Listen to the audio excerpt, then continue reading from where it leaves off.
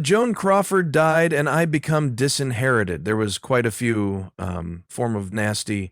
Why did she disinherit her children? Something something. In 1928, Joan Crawford sold a Spanish villa that might come to be Hollywood's maximum infamous deal with. For 30 years, it hosted glittering parties and Hollywood royalty. However, after her demise in 1977, investigators exposed worrying truths, paranormal activity, hidden fortunes, and a stunning will that uncovered the dark reality behind Hollywood's ideal family. The query wasn't just what befell in that house, however. Why Crawford's ghost nonetheless haunts it nowadays. Joan Crawford's existence commenced with a variety of demanding situations. She became born on March 23, 1906, in San Antonio, Texas. Her father left the circle of relatives while she was just a child. This left her mother suffering, and that they lived in deep poverty. By the time Joan became 11, she turned into working as a laundress to help her family. This showed how sturdy and hard-working she turned into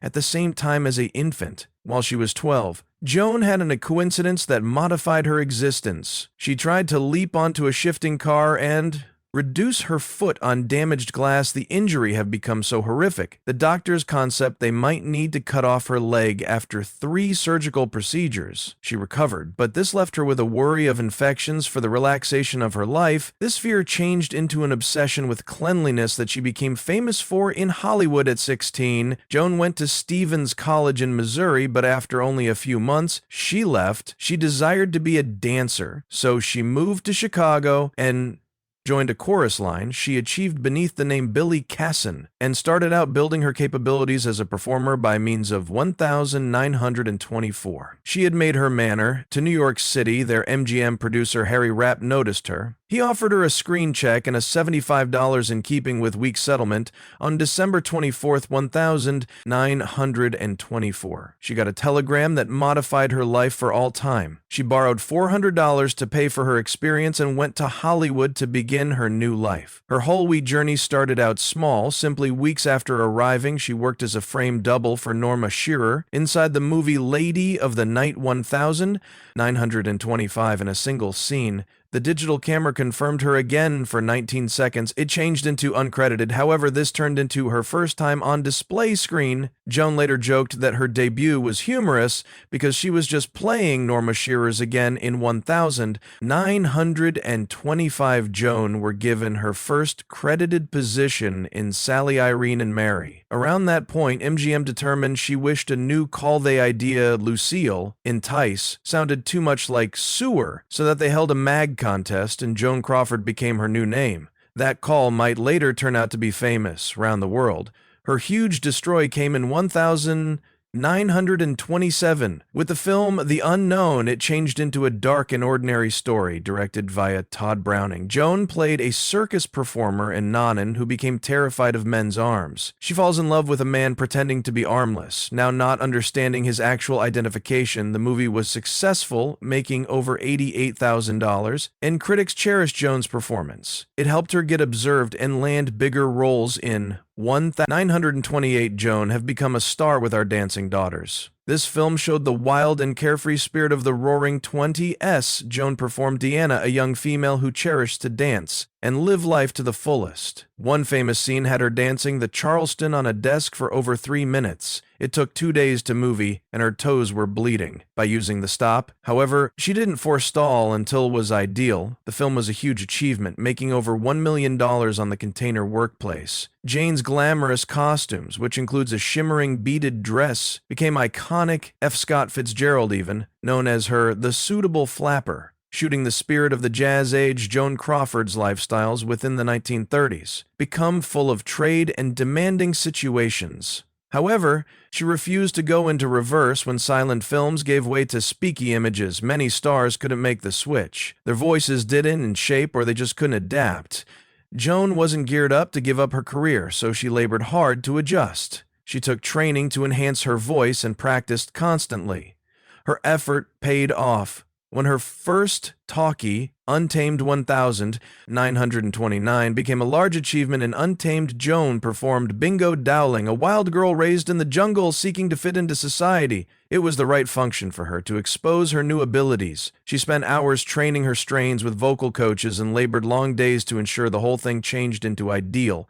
The stakes were high due to the fact films have been changing rapid, and if she failed, her career is probably over. However, when the movie got here out, it was a success. It made nearly $1,000,000, which was big, especially since the Great Depression had just started out. Critics loved her performance, and her future in Hollywood became safe. Unluckily, no copies of the movie exist these days, which adds mystery to her outstanding debut in Speak Me Images. Joan did not simply live on in Hollywood. She thrived. With the aid of the mid-1930s, she became certainly one of MGM's biggest celebrity S. She had 5-1 fierce competition with actresses like Norma Shearer and Greta Garbo. Norma Shearer had the gain of being married to MGM's boss, Irving Thalberg, which gave her the excellent function Joan wasn't happy, approximately, and famously said, "How can I compete with Norma when she's drowsing with the boss?" In spite of this drawback, Joan's films frequently earned extra money on the box. Workplace fans cherished her relatable and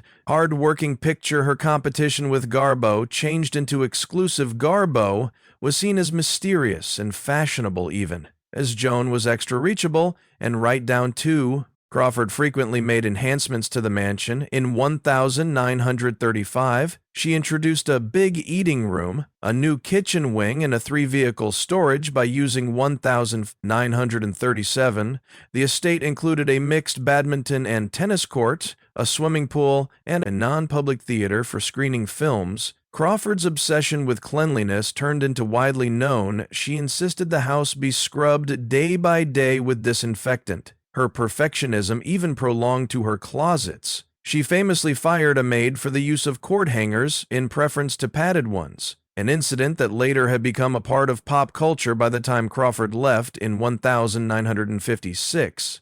The mansion spanned 8 toes with 6 bedrooms and 10 lavatories inside it, featured lavish decor with silk brocade and gold accents. The grand foyer had a sweeping staircase wherein Crawford regularly made dramatic entrances for her visitors. The dwelling room turned into massive, with custom furnishings and a grand piano. The dining room seated 20 human beings, perfect for her extravagant dinner events upstairs. Her master suite included a sitting room, a dressing room, and a marble bathroom with a sunken tub. Every visitor bedroom had its personal toilet, and the residence additionally had a wooden-paneled library, a modern kitchen for the time, and a wine cellar outside the Olympic-sized pool, and Sir Inn Terrace were perfect for interesting. And the pool house and private theater brought to the property's pricey field at the same time as El Jodo symbolized Hollywood glamour.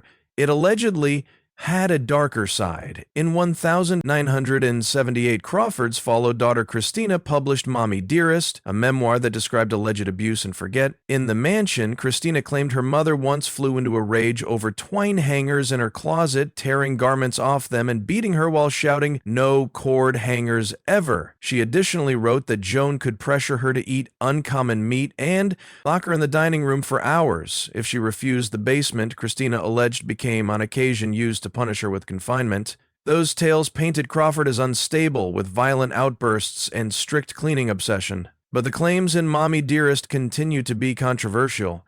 Joan's other followed kids, Kathy and Cindy, denied the abuse allegations and defined her as loving and committed irrespective of what turned into Genuine. The ebook forever changed how humans regarded El Jodo.